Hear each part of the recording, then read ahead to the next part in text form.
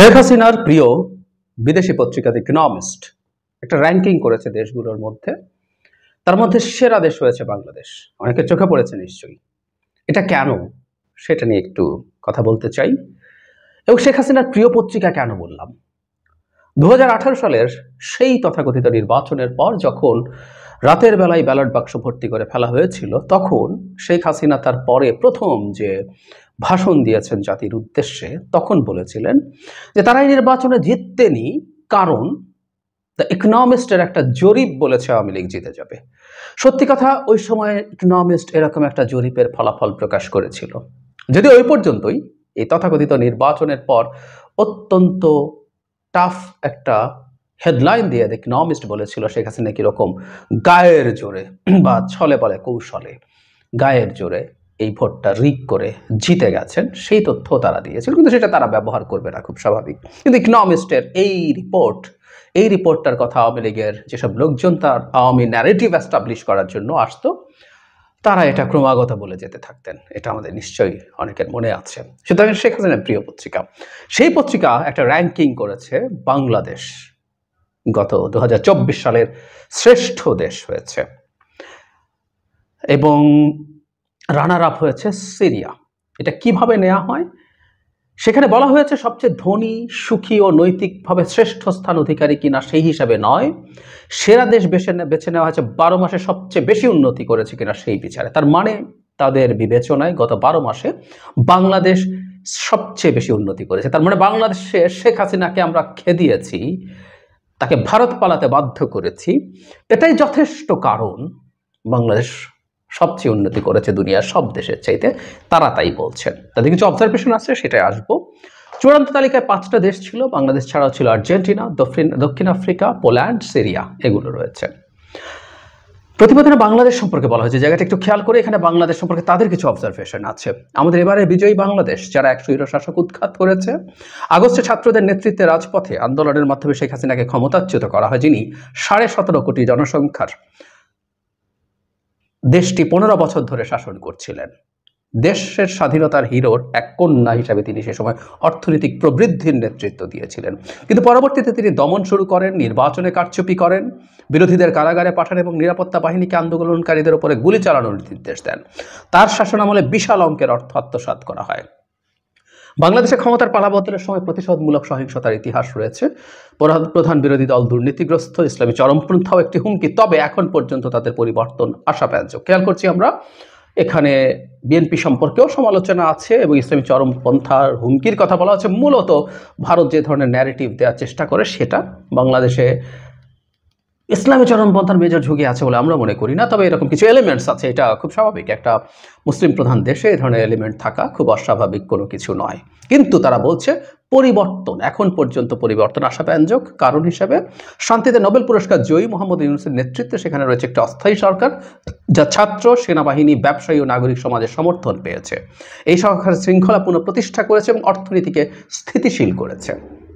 আমরা সরকারের কাছে এক্সপেকটেশন অনেক বেশি বলে সরকারের প্রচুর ব্যর্থতা আমরা দেখি।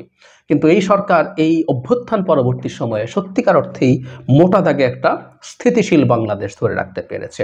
এখানে আরও মারাত্মক সব খেয়াস হওয়ার প্রবাবিলিটি ছিল, কিন্তু সেগুলো ঠেকানো গেছে। এটা নিশ্চয়ই একটা বড় সাফল্য। 2025 সালে সরকারকে ভারতের সঙ্গে সম্পর্ক ঠিক করতে হবে এবং কবে নাগাদ নির্বাচন আয়োজন করা হবে তা নির্ধারণ করতে হবে।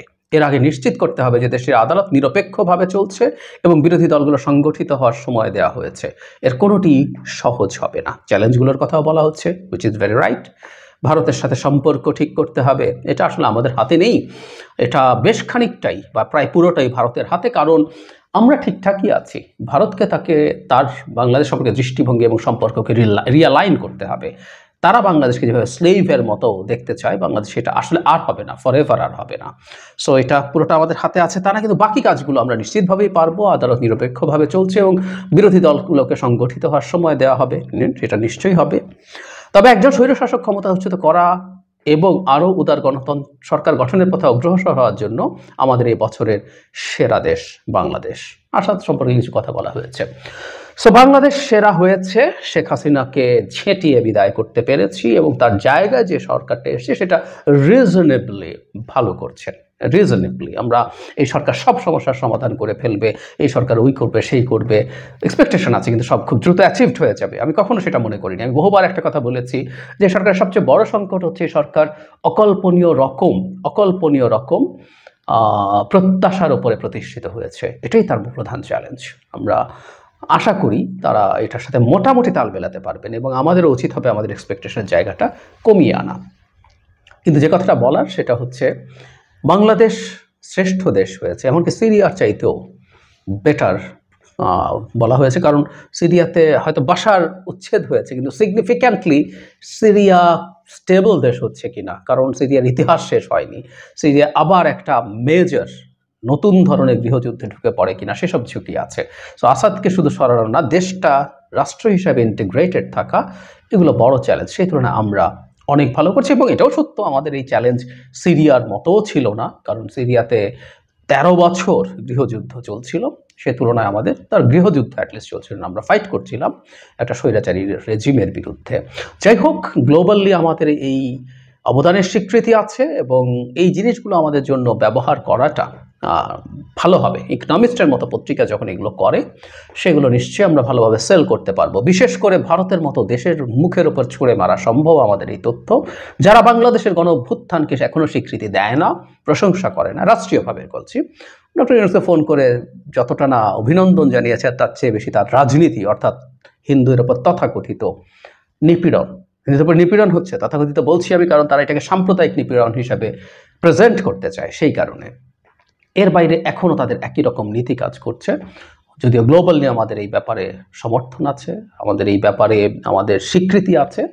আমরা ভারতের সাথে যখন এনগেজ করব এই স্বীকৃতিগুলো কাজ করার কথা, কিন্তু ভারত যে ধরনের ব্লাইন্ড আই দিয়ে রেখেছে তার যে ডোমেস্টিক পলিটিক্স, সেটার কারণে বাংলাদেশে তারা যেভাবে রিয়্যাক্ট করছে সেটা কতটুকু কাজ করবে আমরা জানি না, কিন্তু ইকোনমিস্টের মতো পত্রিকা এই জিনিসটার স্বীকৃতি আমাদেরকে দেয়া আমাদের জন্য নিশ্চিতভাবেই সেলিব্রেট করার মতো ব্যাপার। আর একটা জিনিস আমাদের মনে রাখা দরকার, যখনই দেশের কোনো সংকট আসে, আমি ফেসবুকে অনেকেই কথাটা লিখতে দেখেছি, উইচ ইজ ভেরি রাইট, আমাদের এটা নেই ওটা নেই, জিনিসপত্রের দাম বাড়ছে, অর্থনৈতিক সংকট আছে, এগুলো নিয়ে আমরা কথা বলবো নিশ্চয়ই এবং আমরা এক্সপেক্ট করবো সরকার এগুলো খুব ভালোভাবে ম্যানেজ করবে। কিন্তু সব কিছুর পর আমরা শেখ হাসিনাকে ঝেঁটিয়ে বিদায় করেছি, তার প্রভুর দেশে তিনি আছেন, তাকে পালাতে বাধ্য করেছি। চোখ বন্ধ করে এটা ভাবলেই আমাদের সব সমস্যা চলে গেছে আমাদের এমন মনে হতে পারে। এটাই একটা বিরাট কাজ যেটা আমরা করেছি। আমাদের মধ্যে বাকি যত সংকট আছে আমি আশা রাখতে চাই, বিশ্বাস রাখতে চাই আমরা দ্রুতত সেগুলো কাটিয়ে উঠবো এবং আমাদের দেশকে আমাদের এক্সপেক্টেড যে রকম দেশ হিসাবে গড়ে তুলতে চাই সেদিকে এগিয়ে যেতে পারবো। এই স্বীকৃতিটা আছে এবং ভবিষ্যতেও আমরা আশা করি এই সম্মানটা আমরা ধরে রাখবো, কারণ এই রিপোর্টে আমি পড়ে শোনালাম আশাবাদের কথা আছে, এখন পর্যন্ত ভালো আছে, চ্যালেঞ্জের কথা থাকলেও বাংলাদেশ পারবে, এই টোনটা এর মধ্যে আছে।